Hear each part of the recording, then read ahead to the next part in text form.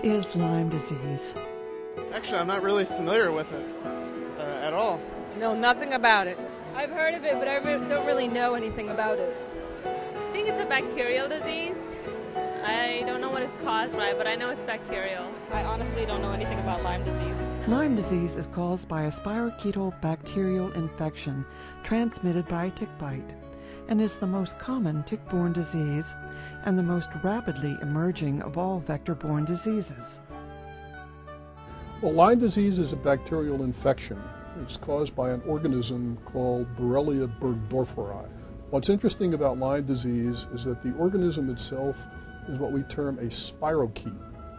And what's particularly interesting about the natural history of Lyme disease is if it is either untreated or treated too late, the organism gets into the central nervous system, much as the causative organism for syphilis does, and eventually causes neurological disease, once again similar to that caused by syphilis. The National Capital Lyme Disease Association would like you to learn more about the disease, how infection begins, its symptoms and effects, and to help spread the word to those who've been diagnosed correctly as well as those who have been misdiagnosed. An individual who is not appropriately treated or promptly treated will have a lifelong association with this organism, painful episodes that can recur 5, 10, or 20 years after the initial infection. It started out with no symptoms at all, and it just gradually wore me down.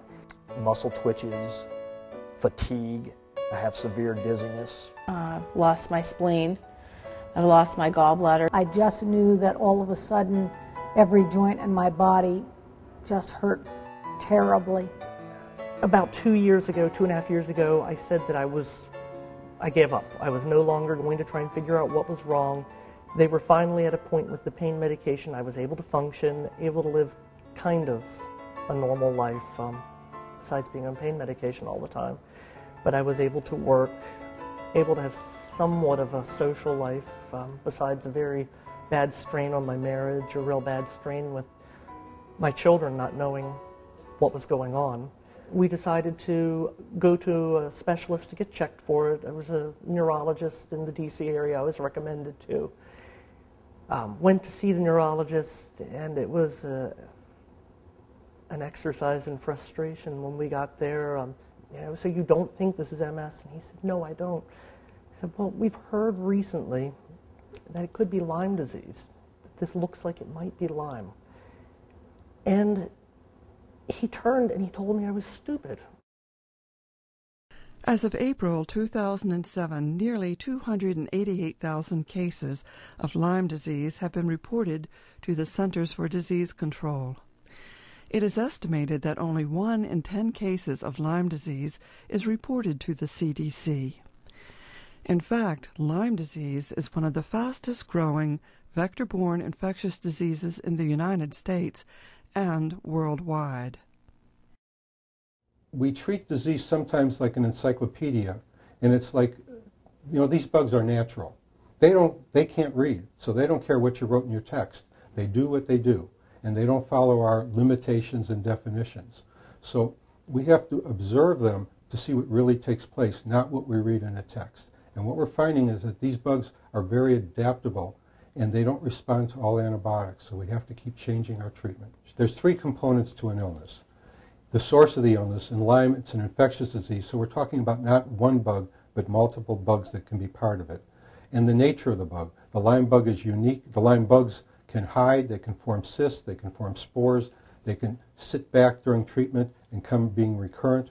In my opinion, there's no such thing as post-Lyme. Post-Lyme is Lyme, just like there's no post-cancer. If you still got it growing even though you took chemotherapy, it's still cancer. Second piece is the patient. The terrain is important. When the patient comes to you, they're not just a person like every other person.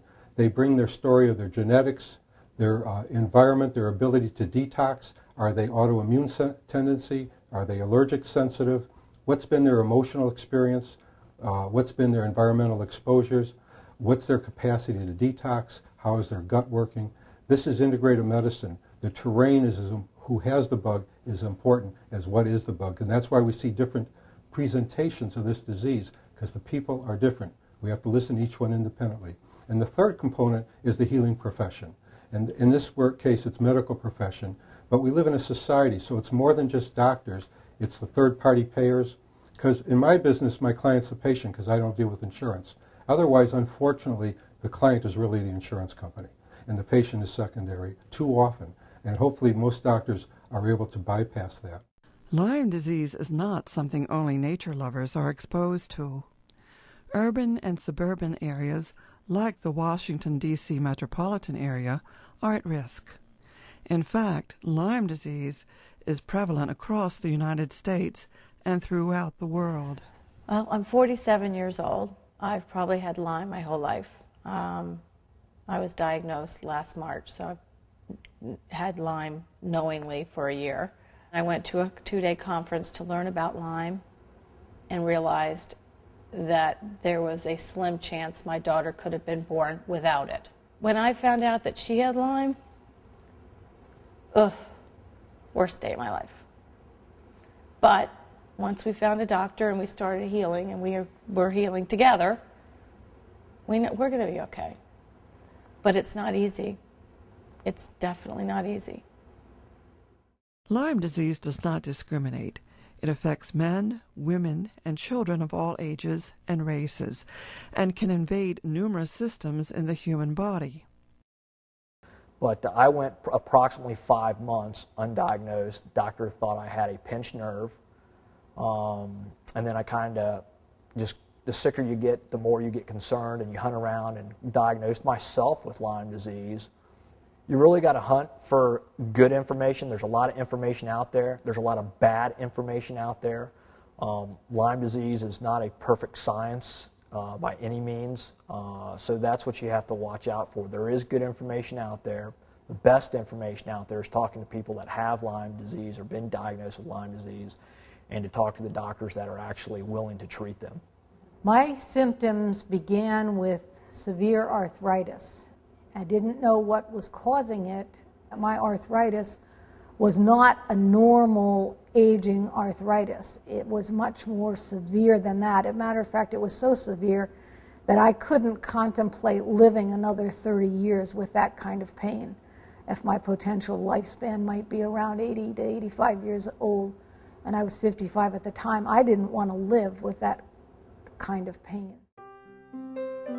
I first came in contact with Lyme with my daughter, and she passed away from Lyme's disease. And these were the funeral. It'll be 5 years, April 22nd. And if we had known when we were pulling ticks off us up the baseball field, then we'd have known when we were starting to get sick and getting better and getting sick that there was a problem. But no one ever told us that it was a problem.